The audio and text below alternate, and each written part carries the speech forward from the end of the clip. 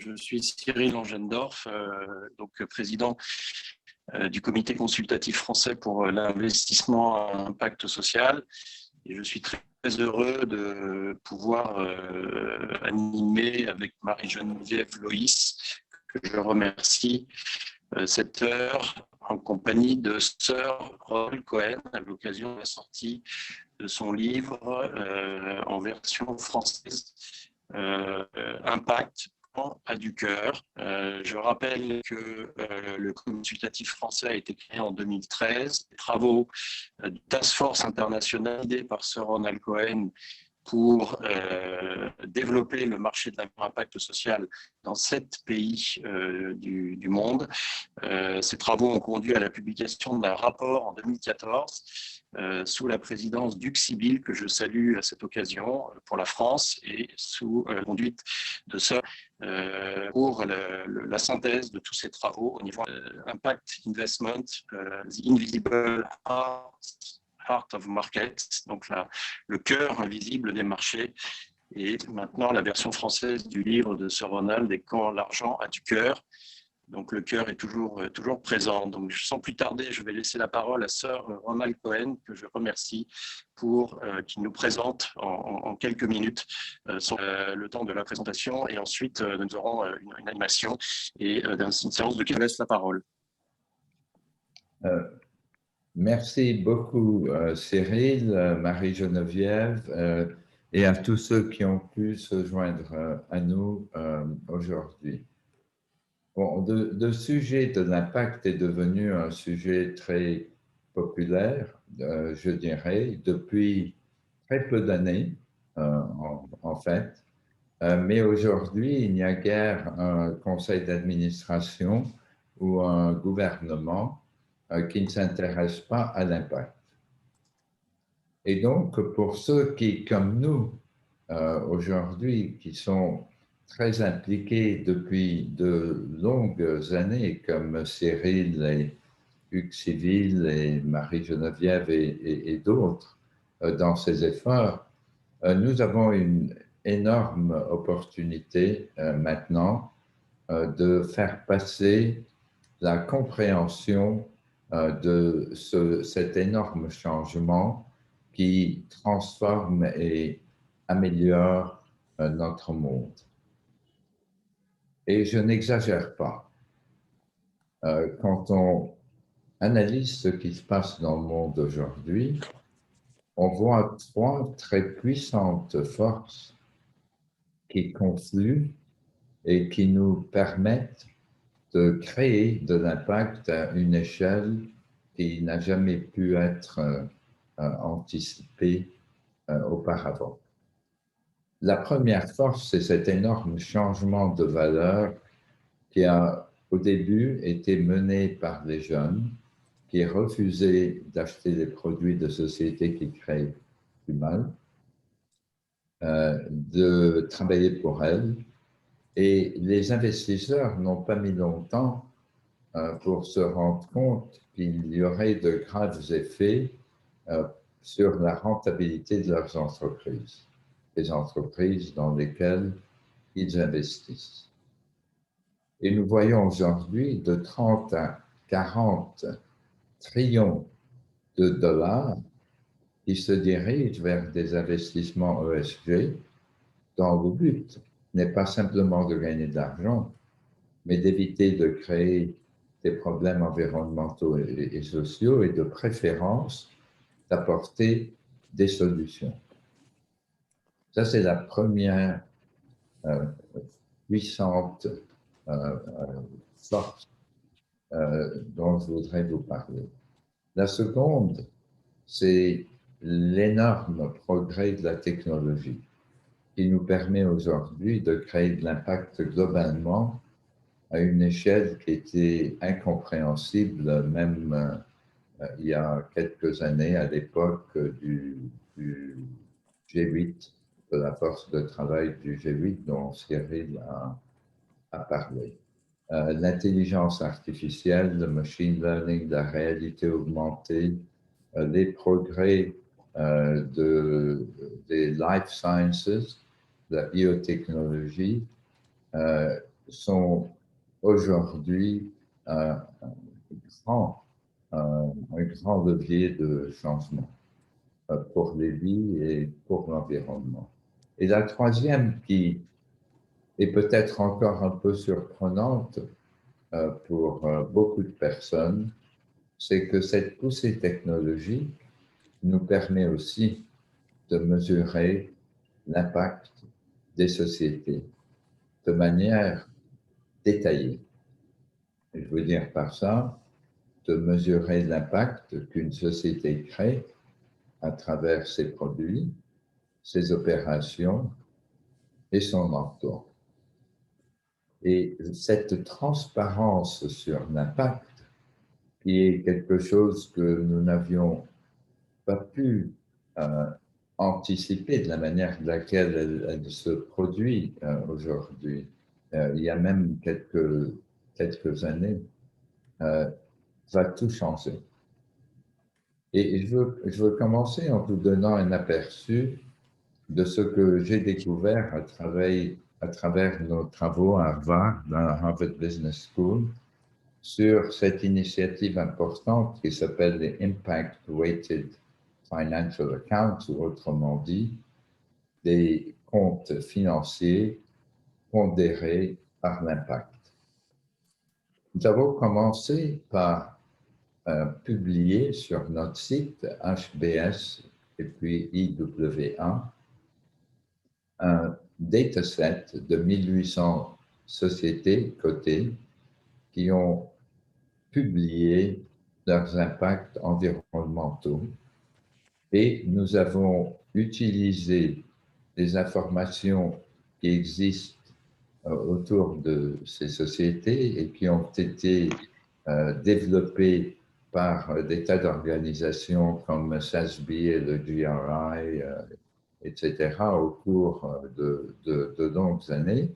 Et puis, nous avons apporté à ça la dimension financière, c'est-à-dire nous avons traduit des tonnes de CO2 en dollars. Et si je veux vous donner un aperçu de l'avenir, je peux le faire maintenant en vous disant que 250 de ces 1800 sociétés créent plus de dommages environnementaux en une année qu'elles ne génèrent en bénéfices. Qu'un tiers de ces sociétés créent de 25% à plus que leurs bénéfices et plus de 25% de dommages en proportion à leurs bénéfices. Que prises tout ensemble, ces 1800 sociétés créent 3 trillions de dollars de dommages environnementaux de leurs opérations seulement chaque année. Et ce qui est peut-être le plus important, c'est qu'on peut déjà déceler une corrélation financière entre le niveau de pollution et la valeur boursière de ces sociétés. Dans le même secteur, les sociétés qui polluent moins valent déjà plus. Et je veux illustrer un peu l'importance de ces chiffres en passant à l'impact des produits. Et le cas de Danone illustre un peu le propos général que je voudrais aujourd'hui adresser. Nous publions et nous publierons de manière détaillée d'ici quelques mois les impacts des produits de plusieurs centaines de sociétés. Nous publierons aussi, avant la fin du mois prochain, l'impact d'emploi de plus de 2000 sociétés, 2000 ou 3000 sociétés. Mais le cas de Danone illustre quelque chose de très important. Parce que les actionnaires de Danone et son conseil d'administration n'ont vu en réalité que la moitié faits qui résument ou qui résumeront l'avenir de la société. Ils ont regardé les effets financiers sans se rendre compte que par ces produits seuls, Danone crée 7 milliards de dollars de dommages, de dégâts chaque année par rapport à un bénéfice, un EBITDA, un bénéfice avant intérêt et amortissement de 5 milliards. Et je crois que l'avenir montrera que si Danone ne s'occupe pas de son impact, la valeur de la société baissera très sensiblement sur les prochaines années. Comme la valeur d'ExxonMobil, qui est un grand pollueur par rapport à ses concurrents, a baissé de 500 milliards à 130 milliards de dollars en 3 ans. Alors que l'action de Tesla s'est multipliée de 7 fois en valeur en 2020 seulement. Si vous voulez avoir un aperçu sur ce que va nous déceler la mesure de l'impact sur l'emploi, nous voyons déjà qu'une société comme Apple, qui dépense 10 milliards de dollars par an en salaire pour payer sa force employée aux États-Unis, quand on prend en considération le manque de diversité, les différences de paye pour hommes, pour femmes, groupes minoritaires, etc., une charge de moins de 2,7 milliards de dollars pour son impact social à travers l'emploi. Alors que Costco, qui emploie 2 fois le nombre d'employés, 160 000 capos, a un impact négatif par son emploi d'1 milliard de dollars. Voici donc le monde vers lequel nous avançons et les sociétés seront obligées de préparer des plans de transition qui seront approuvés par les actionnaires, à mon avis. Nous avons vu déjà une révolte lors de la dernière réunion des actionnaires de Procter & Gamble. Pourquoi? À cause de la déforestation que Procter & Gamble crée par son utilisation de l'huile de palme. Et les actionnaires ont exigé que le conseil d'administration réponde en détail au niveau de cette déforestation et ce que la société pense faire pour réduire ces dégâts. Mais peut-être que le point le plus important vient de ce que les régulateurs du monde, IOSCO en particulier, qui les rallie tous, se penchent maintenant sur cette question. Ils se posent la question, comment peut-on faire pour que tous les investisseurs aient la même information au sujet de l'impact, puisque cette information a des conséquences sur la valeur financière des investissements. IFRSF, qui est responsable de la comptabilité financière par le monde, en excluant les États-Unis, se penche sur la même question. Le World Economic Forum aussi commence à s'y pencher.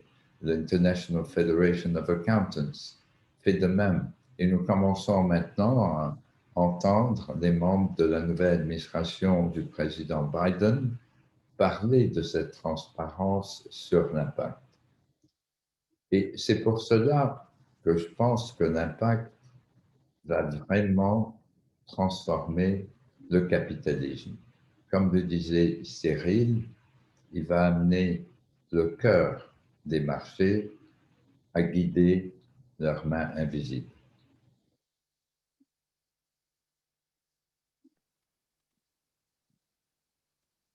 Merci Ronald pour cette présentation et pour ce focus sur les travaux que vous menez actuellement avec le groupe de chercheurs à Harvard. Donc, je vais laisser la parole à Marie-Geneviève peut-être pour introduire le débat.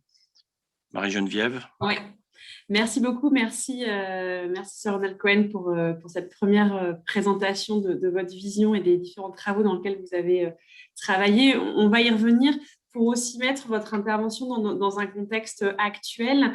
Je voulais poser rapidement une question également à Mathieu Cornetti et Cyril Langhoff en amont. Mathieu, le FIR et France Invest ont publié un rapport pour faire la promotion d'une définition exigeante de l'impact investing, de l'investissement à impact dans l'univers coté et non coté. Publication faite la semaine dernière. Et les 4 organisations qui soutiennent cet événement aujourd'hui ont signé une tribune ce jour pour pouvoir faire la promotion de cette définition et de cette exigence. Est-ce que tu peux nous donner un petit peu les éléments clés de cette définition portée par ce rapport ? Bien sûr, historiquement, en fait, l'impact est né dans le private equity. Je salue Ronald et le lancement de Bridges Venture il y a déjà bien longtemps et le travail finalement d'évangélisation dans le monde entier que tu mènes. Aujourd'hui, on a effectivement fait ce travail avec Finansol, avec le GSG, avec le NAB France, avec le FIR et évidemment la commission impact de France Invest pour converger sur une définition commune et exigeante. Puisqu'avant de parler de trillions de dollars, il faut expliquer de quoi on parle, il faut périmétrer les choses, il faut les définir et on souhaite promouvoir une définition qui soit exigeante. En fait, on s'aperçoit que toutes les parties prenantes, même ceux qui pourraient être tentés par l'impact washing, souhaitent avoir une définition exigeante parce que finalement, sans définition exigeante, il n'y aura jamais de marché. Et on s'appuie autour de 3 piliers que sont l'intentionnalité, l'additionnalité, la mesure. Et quand on parle de mesure, on parle évidemment de son utilisation, c'est-à-dire l'alignement des intérêts. Ce sont 9 caractéristiques, 9 critères clés qui ont des intensités différentes selon les supports d'investissement. Donc, c'est un guide très pratique, réalisé par des praticiens pour des praticiens. Et c'est un peu à l'image de ce que Sir Ronald Cohen fait depuis maintenant plusieurs années, c'est-à-dire juste parler avec l'expérience et sortir des sujets théologiques. Voilà, on est face à une révolution, en tout cas, on est face à un marché qui se construit. En France, c'est déjà 35 milliards d'euros identifiés. Et je remercie encore une fois effectivement les 4 organisations, la centaine de contributeurs et Sir Ronald Cohen pour avoir permis de préserver ce début prometteur. Merci beaucoup, Mathieu. Cyril, un des sujets qui a été discuté pendant ce groupe de travail, ça a été comment on s'appuie sur ce qui existe en termes de pratiques. Et en France, il y avait déjà des organisations comme l'Impact Invest Lab qui avaient fait des travaux de définition de taille de marché depuis justement le lancement du Global Steering Group de l'Impact Investing en 2013 sous la présidence du G8 du UK et de Sir Ronald Cohen. On s'est aussi posé la question de comment est-ce qu'on travaille sur une vision peut-être française, mais qui doit contribuer dans une vision européenne et internationale. Et aujourd'hui, le NAB France fait partie de ces organisations qui font le lien entre travailler sur notre marché, mais en lien avec les marchés des autres. Est-ce que tu peux nous présenter un petit peu justement les travaux de l'Impact Invest Lab du NAB France et comment un petit peu intégrer les travaux d'aujourd'hui dans ce qui existe et ce qui doit exister après ? Oui, alors merci Marie-Geneviève. Le NAB, c'est le National Advisory Board, donc c'est en français le comité consultatif français pour l'investissement impact, donc dont j'ai parlé au début. Donc on était 7 comités en 2013. Aujourd'hui, on est 33 pays membres du Global Steering Group for Impact Investment. Et donc, le comité consultatif français fait le lien avec les autres comités des pays membres. Et toute cette organisation est présidé par Sir Ronald. L'Impact Invest Lab a été créé en 2016, donc comme association, et avec la vocation notamment d'accompagner les porteurs de projets, de contrats à impact social, aujourd'hui appelés contrats à impact, au moment où Ronald pourra en dire un mot. Ça fait maintenant plus de 10 ans que le premier contrat à impact social, le Social Impact Bond anglais, a été lancé.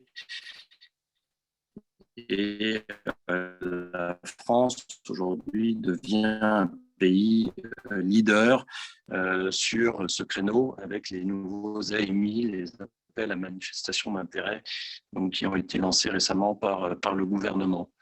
Donc, l'Impact Invest Lab, outre cet accompagnement des porteurs de projets, produit différentes études qui sont disponibles sur son site internet en lien avec le marché des contrats impact social qui se développe.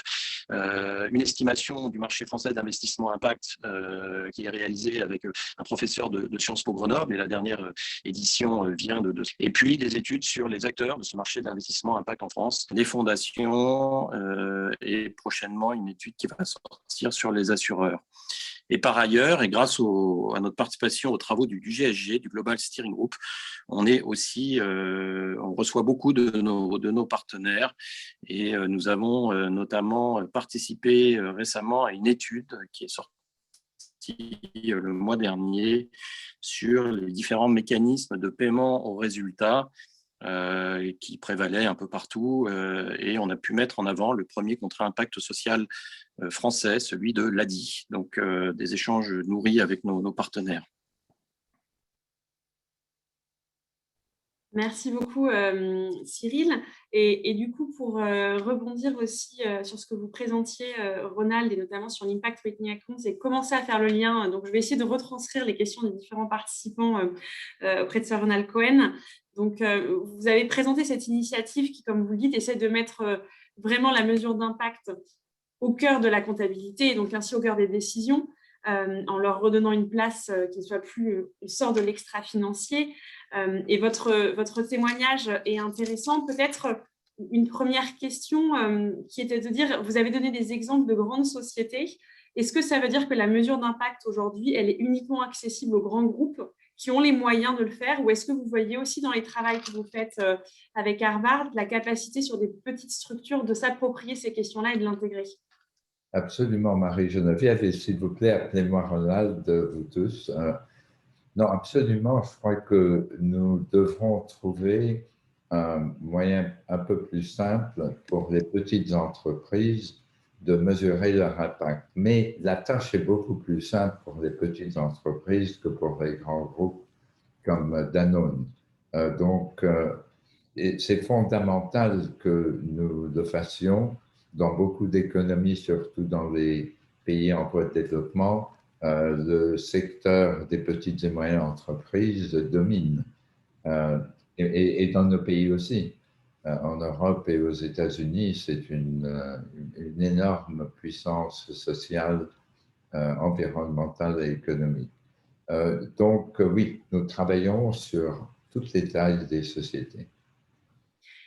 Et dans l'esprit, est-ce que les clés pour permettre de rendre concret ce travail que vous faites dans ce groupe de travail à Harvard, ce sont les clés quand on est dans la mesure d'impact, on a aujourd'hui l'impression, enfin du moins c'est un des témoignages qu'on a eu dans le cadre de ce groupe de travail avec le FIR France Invest, c'est que la mesure d'impact, on a l'impression d'avoir deux grands murs face à nous, l'absence de standards qui fait qu'en mesurant de la même manière, on parle de la même chose, et l'accessibilité de la donnée.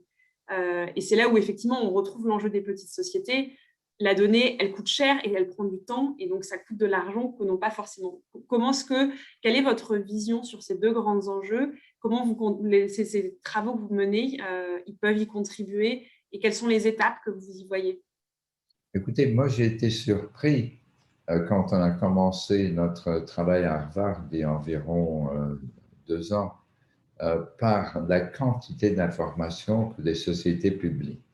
Nous avons trouvé 1800 sociétés qui publiaient 80% des informations nécessaires pour mesurer l'impact sur l'environnement de leurs opérations. Nous allons bientôt rajouter environ 700 sociétés à ce nombre, mais en attribuant des chiffres au-delà des 20% que nous avons été obligés d'attribuer en premier lieu aux 1800 sociétés. Donc, beaucoup de sociétés mesurent déjà leurs émissions de gaz, l'utilisation de l'eau, etc. Le coût de tout cet effort sera, à mon avis, bien moindre que celui que la comptabilité financière cause. Hein. Et de toute façon, par rapport aux dégâts environnementaux que les gouvernements sont ensuite obligés d'essayer de remédier, les 3 milliards de dollars que ces 1800 sociétés créent en dégâts environnementaux, évidemment, le coût sera infime par rapport à ça. Mais c'est comme avec la décision en 1933 d'apporter une meilleure gestion des résultats des sociétés à travers la comptabilité, c'est nécessaire. Les investisseurs aujourd'hui le réclament. Ce n'est plus une option, c'est une nécessité. Okay. Merci beaucoup.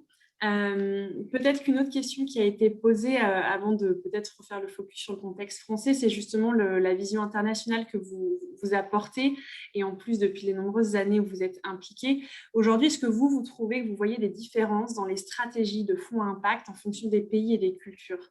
Est-ce qu'il y a quels sont un peu les socles et un peu les différences que vous percevez ou est-ce qu'il n'y en a pas finalement? Non, il y a énormément de différences, mais il y a quand même une convergence qui se crée à BNP Paribas. Vous êtes tout à fait conscient de ce fait, et nous en avons parlé. Si on regarde l'ESG, des 30 à 40 milliards de dollars, c'est le précurseur de l'impact investissement. Il y a 1 milliard de dollars d'impact investissement et 40 trillions de dollars d'ESG. En apportant la mesure de l'impact à l'ESG, on le transforme en impact investissement.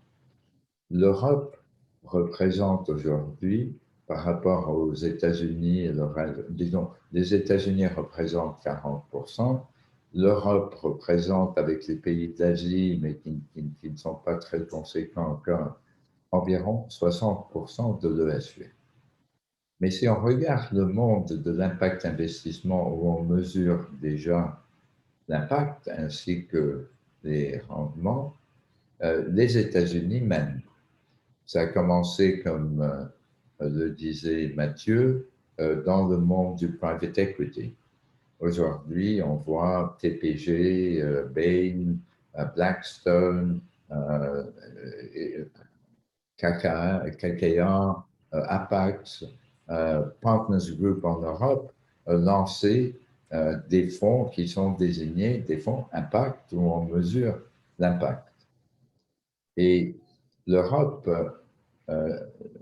malheureusement, qui devrait mener dans ce domaine, aujourd'hui est en retard. Je parlais de Silicon Valley, mais nous ne sommes pas encore arrivés à l'importance de ce thème que nous trouvons dans le private equity. Au Japon, on voit des green bonds percer. Je crois que c'est le pays qui est leader dans les investissements en green bonds. Donc, ça vient de partout. Et je crois que si nous voulons contraster la révolution de l'impact avec la révolution technologique, comme je le dis dans mon livre, cette révolution-là sera beaucoup plus répandue dans le monde. Tout le monde aura accès aux technologies pour arriver aux résultats sociaux et environnementaux. Là où il y a des grands problèmes, il y aura des grands entrepreneurs sociaux et environnementaux, les entrepreneurs impact. Merci. Et donc peut-être aussi pour faire un petit peu le lien avec des questions qui refaisaient lien avec l'initiative portée en France par Olivier Grégoire, vous disiez que vous l'aviez rencontré. Quelle est votre perception du marché en France de l'impact? Et vous disiez avoir rencontré Olivier Grégoire, quels sont un petit peu le fruit des échanges que vous avez eus, puisqu'elle soutient aussi, elle veut développer une finance à impact plus ambitieuse, mais qui continue à rester exigeante. C'est un peu le but des travaux qui sont aujourd'hui menés et qui font écho aussi à ce qu'on soutient aussi les 4 organisations présentes aujourd'hui. Non, je sens un réel désir, un willpower d'y arriver. Et je pense que le gouvernement du président Macron, avec qui j'ai aussi entrepris des discussions, est porté sur cette manière de penser. Et la France peut jouer un rôle très important au sein de l'Union européenne aussi. Et je pense que le marché français va se développer rapidement maintenant parce que le gouvernement a compris l'importance de ces moyens pour atteindre ses propres objectifs. Et c'est ce qui va se passer partout dans le monde. Les gouvernements vont sortir de cette pandémie avec énormément d'endettement, des problèmes sociaux aggravés par le chômage, et des problèmes environnementaux qui ne font que grandir. Ils ont donc besoin d'amener le secteur privé, les investisseurs et les sociétés à les aider à atteindre leurs propres objectifs.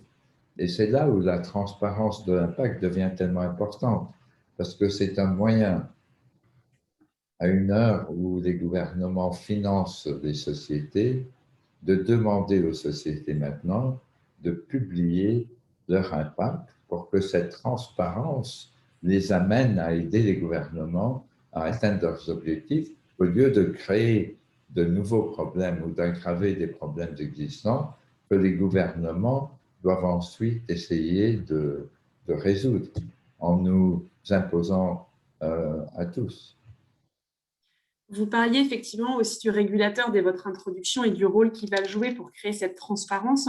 Il y a eu au niveau européen des travaux qui ont abouti au mois de mars 2021, dont vous avez sûrement entendu parler, du coup pour la Sustainable Disclosure Regulation, la CFDR, pour venir créer ces articles 6, 8, 9.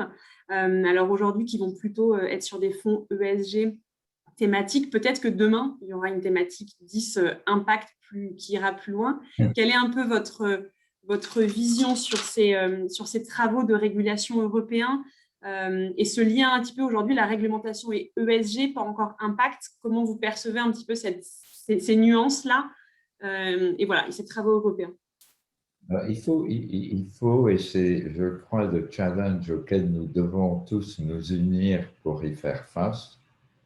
Il faut faire passer en France et dans l'Union européenne 2 messages. Un, il ne suffit pas de traiter de l'environnemental.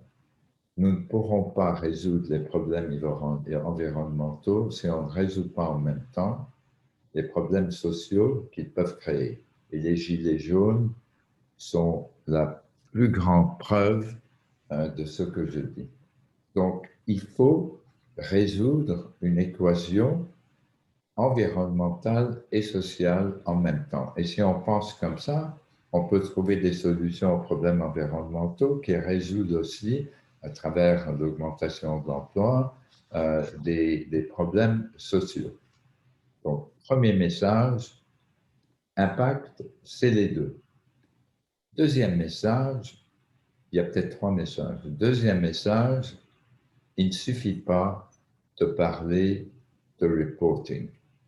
Il ne suffit pas de donner des tonnes de carbone et des paragraphes. Il faut passer à la comptabilité aussi. Nous voulons bien des paragraphes sur la stratégie, mais nous voulons pouvoir mesurer à travers la comptabilité l'impact des sociétés de manière similaire à celle qui nous permet de mesurer leur performance financière.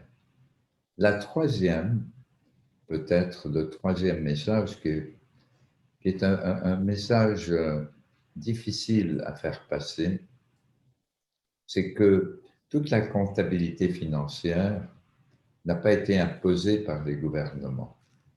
Elle a été imposée par les secteurs et réglementée par les gouvernements. L'Union européenne semble vouloir aujourd'hui créer elle-même les règles de la comptabilité impact et les imposer. À mon avis, ça ne marchera pas aussi bien. Et il faudra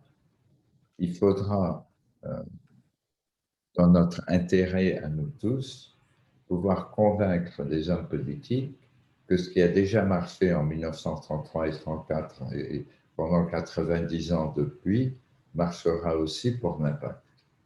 L'État doit établir la nécessité de créer une comptabilité impact qui nous permet de comparer toutes les sociétés. Elle doit être réglementée par les outils de l'État, comme les régulateurs financiers, mais l'État ne devrait pas essayer d'imaginer, les États ne devraient pas essayer d'imaginer eux-mêmes ce que devrait être cette comptabilité et l'imposer. Je me permets de rebondir justement, vous avez évoqué pour la deuxième fois la loi de 1933, une question auquel d'ailleurs je rejoins. Est-ce que vous pouvez nous en dire un peu plus de quelle loi précisément vous parlez en 1933? Est-ce que vous pouvez la redétailler? Alors, en 1933, le gouvernement Roosevelt a passé une loi, et en 1934, imposant ce qu'on appelle aujourd'hui le GAAP Accounting, Generally Accepted Accounting Principles, and the use of auditors, la nécessité de faire valider les comptes par des commissaires aux comptes. C'était deux securities laws qui ensuite on a créé aussi le Securities Exchange Commission pour défendre les intérêts des investisseurs, si vous voulez. Et aujourd'hui, la même chose se produit, mais la transparence n'est plus la transparence sur les bénéfices. Nous l'avons. C'est la transparence sur l'impact des sociétés. Et comme aujourd'hui, quand on regarde le monde avant 1933 et on se demande est-ce qu'on a vraiment investi sans vraiment comprendre la rentabilité des sociétés, aujourd'hui, si on amène ces changements, dans quelques années, on commencera à dire est-ce qu'on investissait vraiment en mesurant seulement le bénéfice des sociétés sans mesurer le bien et le mal qu'elles créent autour d'elles? Ça semble aberrant. Et peut-être justement, parce qu'il y avait plusieurs questions qui tournaient autour de l'idée de... aujourd'hui, il semble qu'il y a un paradigme, on sent qu'il y a de l'envie pour l'impact, mais in fine, pour diverses raisons, les investisseurs restent drivés par la performance financière. Et du coup, peut-être un sentiment plus général du grand public, d'une sorte de frustration entre des discours, des initiatives et une réalité dans les entreprises, dans les choix qu'elles font, dans les investissements et dans la finance. Est-ce que pour vous, justement, de dire c'est parce que tant qu'on n'arrivera pas à traduire l'impact dans cette comptabilité-là, finalement, est-ce que ça, c'est une des réponses à cette contradiction et donc ce sentiment de ne pas aller aussi loin? Est-ce que ça vous semble être indispensable ou est-ce que vous voyez d'autres leviers? Oui, oui, oui, oui et oui. C'est le plus puissant levier, Marie-Geneviève. Rappelez-vous qu'il y a 18 mois, le Business Roundtable des États-Unis, qui représente les 180 sociétés les plus importantes, a annoncé que, de leur point de vue, nous sommes passés du capitalisme qui sert les intérêts des actionnaires au capitalisme qui sert les intérêts des actionnaires, des fournisseurs, des employés et du monde, de l'environnement et du social. Depuis, il y a deux sociétés qui ont fait des efforts dans cette direction. C'est très facile de parler, mais si nous n'avons pas la possibilité de mesurer la performance, rien ne changera, ou très peu changera. Il y a une centaine de sociétés dans le monde aujourd'hui qui comprennent que le monde change, comme avec l'arrivée de la technologie. Il y en avait très peu au début qui l'ont compris. Le monde change et aujourd'hui, si on veut faire des buts, les buts seront entre le bénéfice et l'impact. La majorité des sociétés craint cette transparence. Parce que comme les chiffres que je vous ai donnés pour Danone le montrent, quand on a passé des siècles à gagner de l'argent sans se soucier des conséquences, et que tout à coup on met un projecteur sur vous, on se rend compte que beaucoup de personnes, comme dit Warren Buffett, nageaient sans des maillots de bain. Hein? Et c'est pour cela que je pense qu'il faut que les gouvernements disent, nous commencerons dans 3 ans à publier, toutes les sociétés commenceront dans 3 ans à publier des comptes pondérés sur l'impact. Ça fera que les sociétés se penchent maintenant sur la mesure de leur impact et se préparent pendant 3 ans pour préparer des plans de transition. Mais si nous voulons changer, il faut pouvoir mesurer. Il faut que les investisseurs puissent prendre des décisions intelligentes et ne pas récolter un peu d'informations par-ci, par-là sur des bases qui ne sont pas comparables. Je vais vous donner un exemple. L'effort à Harvard, que j'ai le privilège de présider, a mesuré les ratings des rating agencies, vous savez, les classements, je crois qu'on appelle ça en français, des sociétés, et a essayé de voir la corrélation avec les chiffres que nous avons trouvés. Il n'y en a presque pas, très basse, parce que les rating agencies comme MSCI, Standard & Poor's et d'autres mesurent la gouvernance. Est-ce qu'il y a un sustainability officer, etc., etc. Est-ce qu'il y a des femmes au conseil d'administration, etc. Ça ce n'est pas les résultats. Et les rating agencies sont très intéressés à avoir accès à ces informations qui sont beaucoup plus détaillées et qu'elles soient validées par des commissaires aux comptes et tout ça. Donc, l'écosystème pousse vers une transparence comptable. Les gouvernements ne la comprennent pas encore. Les sociétés, pour la majorité, vont pousser contre, mais certaines montreront une forme de leadership. Et c'est à nous qui comprenons bien ce sujet de l'expliquer dans nos sociétés, dans nos banques, dans nos départements gouvernementaux, l'expliquer et faire passer le message. Parce que c'est la frontière, la nouvelle frontière du capitalisme et de la société. Il y a plusieurs intervenants qui ont fait référence à un rapport qui est sorti par Patrick de Cambourg en 2019 sur la qualité des informations extra-financières pour une Europe durable. Voilà, la question des participants qui s'est posée plusieurs fois, c'est voilà, on avait voulu entendu parler, quel est votre avis et vos réactions? J'ai essayé de le joindre, je n'ai pas eu l'occasion encore. Bertrand Badré nous a mis en contact, je n'ai pas encore eu l'occasion de parler avec Patrick. Mais il me semble qu'il va dans la bonne direction.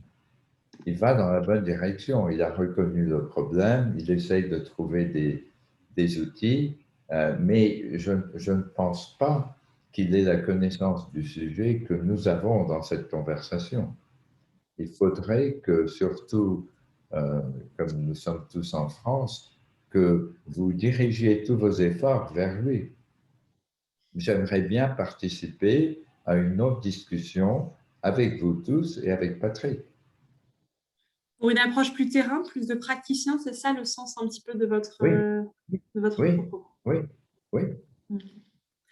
Peut-être pour rebondir sur ce que vous disiez sur les mesures d'impact, On sait qu'aujourd'hui, il y a un sujet sur lequel on a déjà plus avancé dans la normalisation, c'est sur les sujets de climat, de CO2.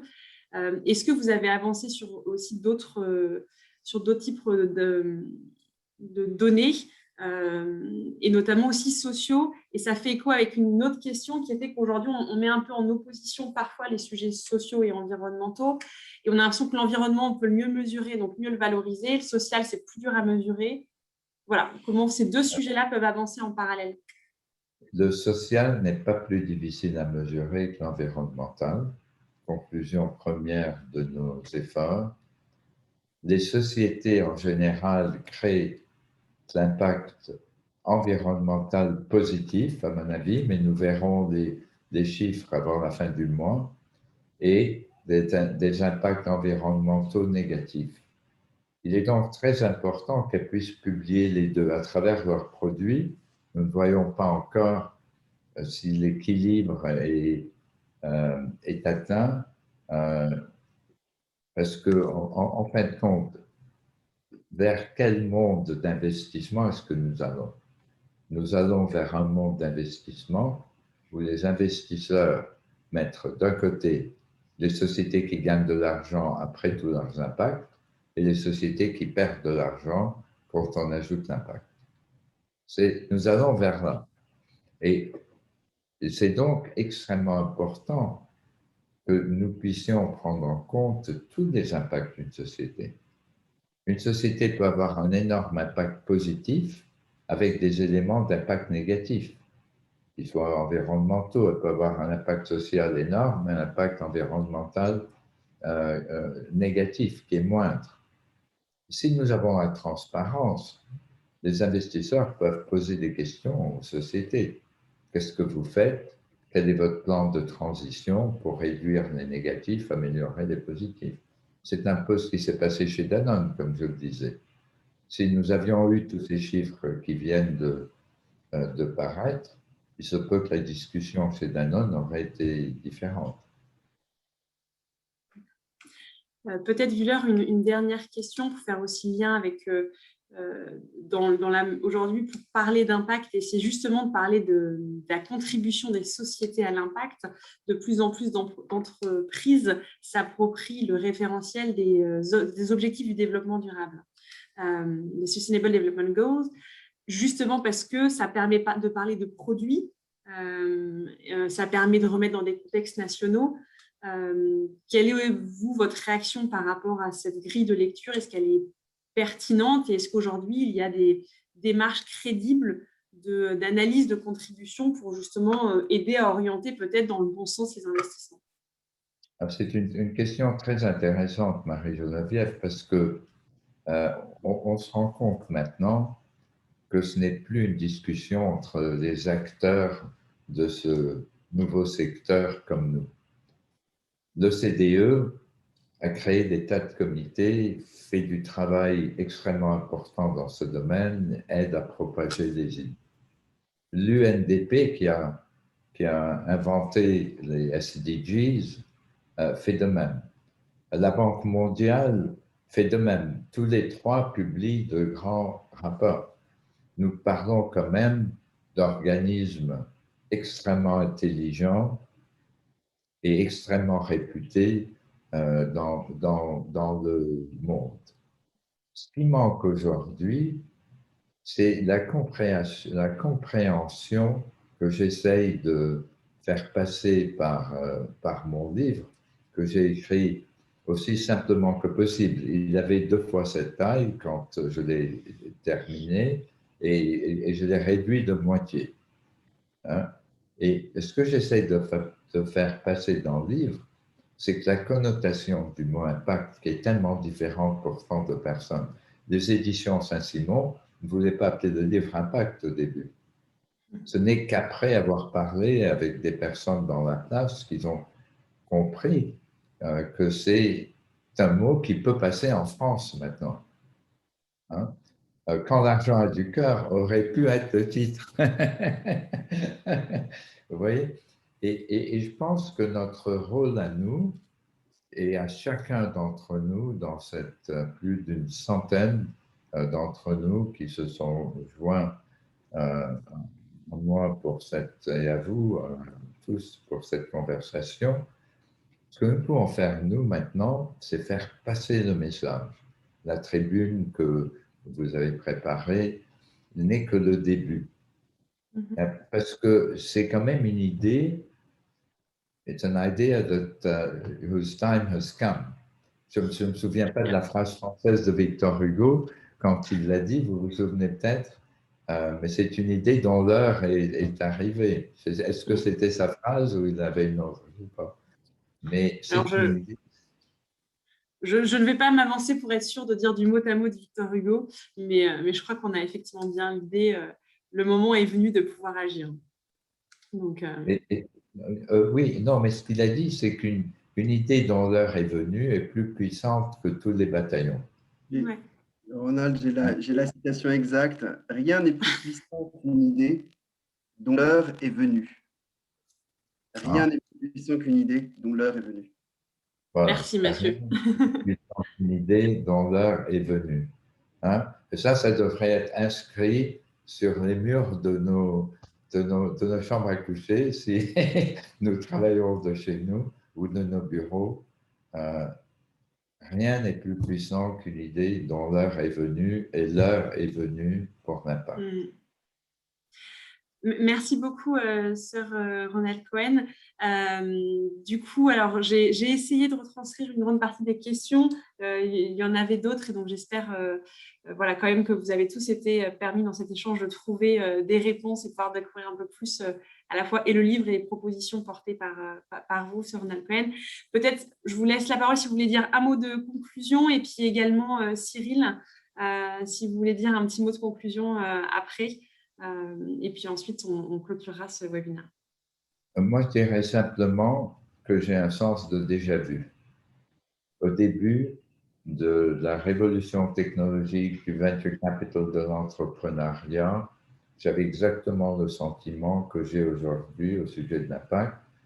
Mais même si le venture capital a apporté la révolution technologique, l'impact investissement est beaucoup plus large. Il traverse tous les marchés et il changera le monde autant, sinon plus. Merci. Cyril, si tu veux également dire un petit mot de conclusion également.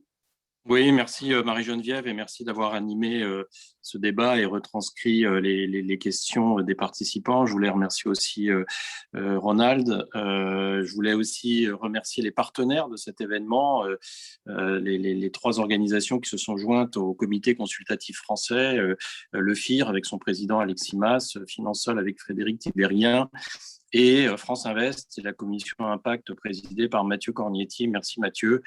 Merci pour le support technique, pour l'organisation de cet événement, les équipes qui œuvrent derrière pour que ça se passe bien. Et peut-être, Ronald, un dernier mot. La Grande-Bretagne préside cette année le G7, et je disais en introduction qu'en 2013, il y avait eu cette task force qui avait été lancée et que tu avais présidée. Est-ce qu'on peut espérer qu'il y ait une nouvelle task force qui soit lancée cette année pour justement amplifier les efforts des pays et donner une nouvelle dynamique? Voilà, et ce sera le mot de la fin. J'ai grand espoir que nous réussirons à le faire. La France a aussi, avec son G7, fait avancer ce sujet, et j'ai grand espoir que la Grande-Bretagne fera de même. Merci beaucoup, merci à tout le monde et à vous tous d'avoir participé, à vous toutes. Et pour ceux et celles qui n'ont pas lu le livre, je vous encourage à lire soit la version anglaise par l'année dernière, soit la version française, donc qui paraît ces jours-ci. Merci Ronald, merci à tout le monde, merci Marie-Geneviève, merci Mathieu. Merci à tous et un grand merci à Majeux, notre meilleur dénominateur commun, puisque membre du bureau de Finansol, du FIR, de la commission Impact de France Invest et du GSG. Merci Ronald, merci Majeux, à bientôt. Au revoir tout le monde. Merci à tous et très bonne journée.